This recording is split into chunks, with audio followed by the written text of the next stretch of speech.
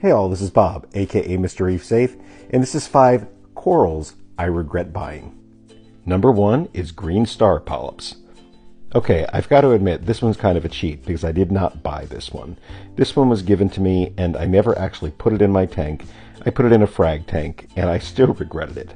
They grew so fast and I got rid of them right away because I don't want the horror story of these things just overgrowing everything.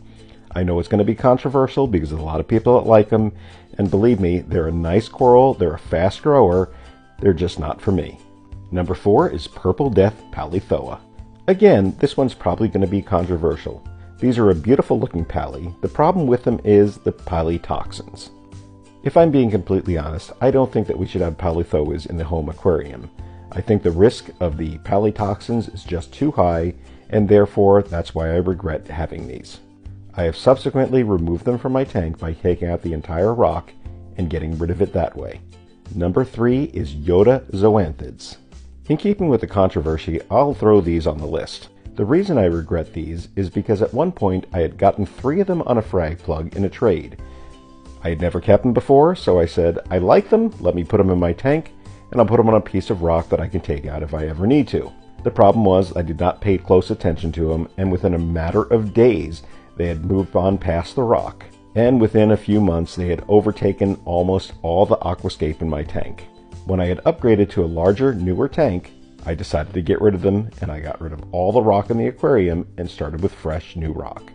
Again, a beautiful zoanthid, just not for me. Number 2 is Green Monty Cap.